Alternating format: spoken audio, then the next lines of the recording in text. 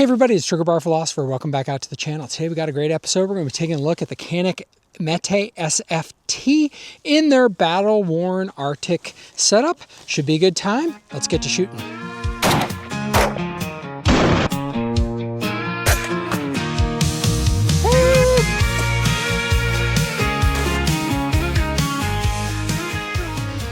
Okay, well, if you've seen the videos on my channel, I have a all-white Steyr AUG. To pair with that, I just had to have a pistol that could match with it, because on this channel and on many other channels, we're all about the fashion. We care little about the actual tactical use or technical uses of, no, wait, that's not true.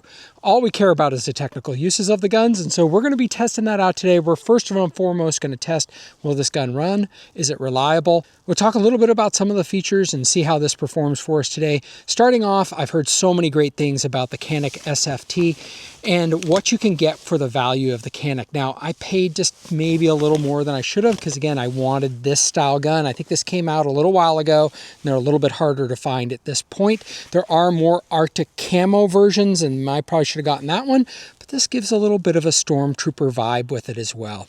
A couple of the features that I really like about these Caniks is they do come with 2 magazines, an 18-round magazine and a 22-round extended magazine. That's pretty good. Their SFT lineup is their full-size pistol, so that's a full-size handle. Think Glock 17, think a full-size M&P. This is their extended magazine, and again, not that extended YouTube, and then their standard capacity magazine with 18 rounds. A couple of the features again that I like on it is it comes with a fantastic trigger. Go back here, we see that it goes pretty quickly to a straight position, and in that straight position there's a little bit of mush. You see that creep as we get to that first break, a little bit of creep, and then not bad. Not bad, and it's a pretty light trigger. It's not a hair trigger. It's not anything like that. It's not that light. I'm guessing, and I did measure it, it's about 3.5 pounds, pretty consistently with it. And as we start to come back off of that, not a bad reset, right?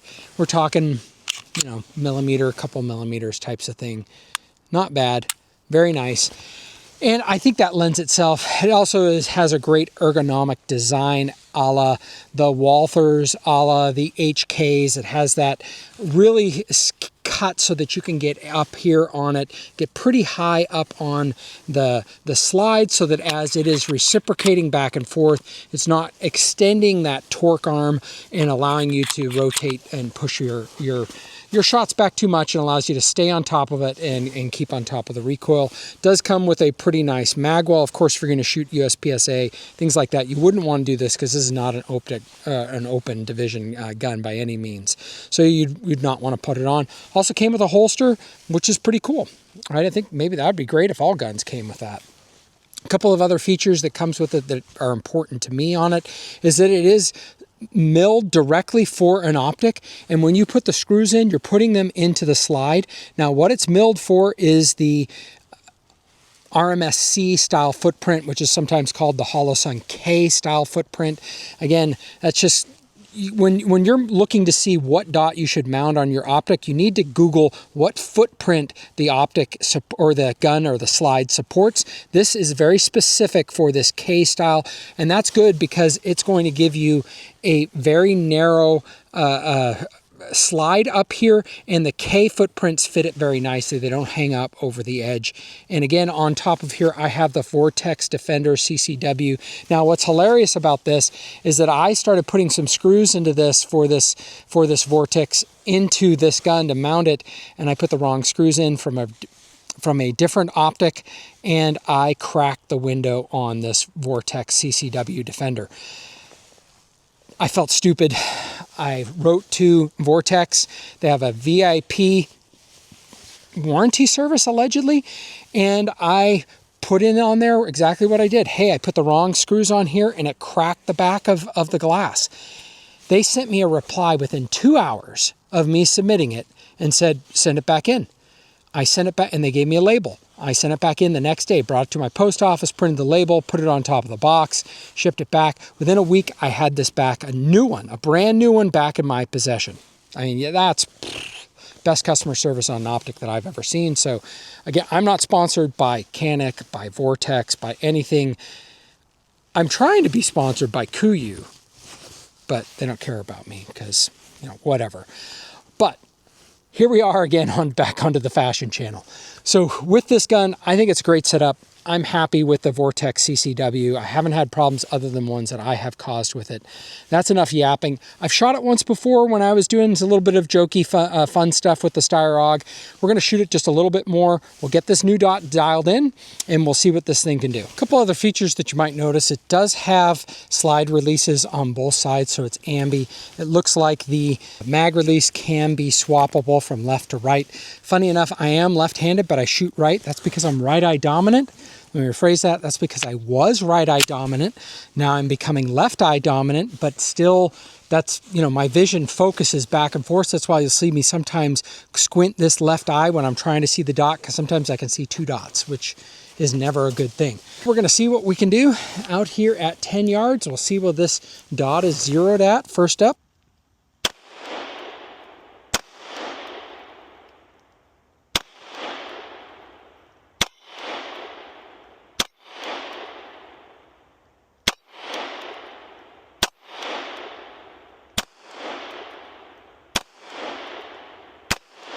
Well, I can't tell where it's zeroed at because I keep moving around. I'm shooting high and then I'm shooting low. All right, why don't we calm ourselves down just a little bit.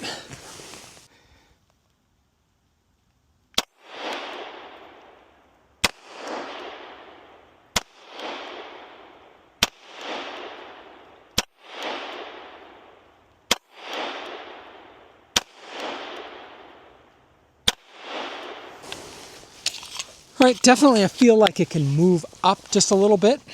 So we'll get our tool out, we'll adjust it, and then we'll see how we're doing. And here we're looking at, these are our shots. Some of those, I don't know. We're all getting straight in shots. Not bad at 10 yards, but this is what I was saying, like I had two groups going on. I had a group over here, a group over here. I don't know. It's also been a long time since I've loaded these magazines. I'm also starting to wonder if I had a couple of different grain weights on them. Made some adjustments to the dot. We got the target all pasted up. Let's see how this thing can do now. Again, we're at about 10 yards. We'll see how we can shoot it. We'll do two 5-shot groups and we'll see how we do with that.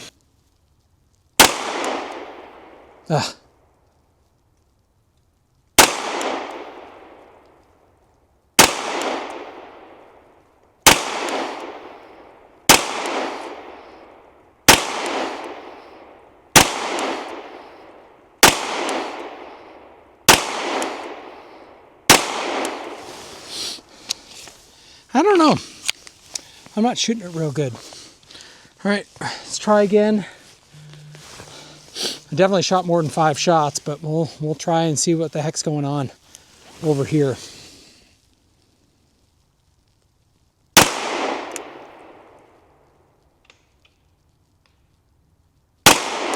I dipped on that.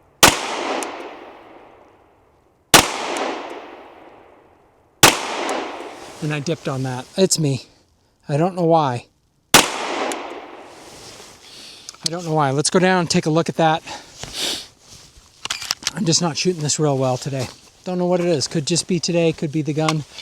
It's a new gun for me, so definitely sometimes takes a little bit of shooting to get used to the recoil impulse, things like that.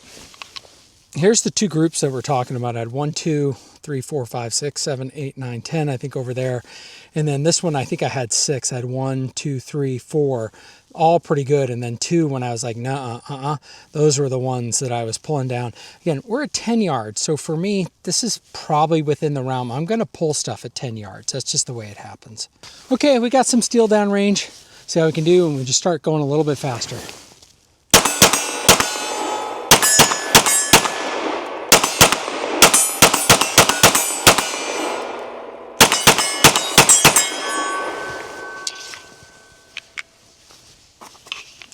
Just shoot. About 30 yards, not bad. Something I wanted to test is some heavier grain weight bullets and some jacketed hollow points. So we have a little bit of that. We have 147 grain law enforcement premium HST. How do I shoot that?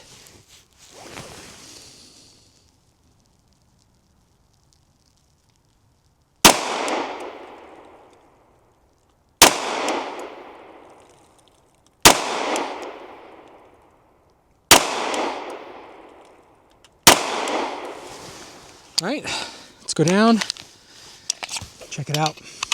So again, not bad at all. 1, 2, 3, 4, 5 at 10 yards. That's a nice little group there. So seems to be performing pretty well. Let's see if we can get it back out just a little bit further. We have a 2/3 size IPSC target downrange. I'm not sure if you can see it. Hopefully you can. It's over in the corner over here. And I got some of those 147 grain HSTs. We'll see how well we do with shooting them. Miss. Hit. Hit. There we go. I aimed a little low on those first couple of shots. Now we have some awesome, amazing federal 115 grain. Got to figure out where it's hitting first.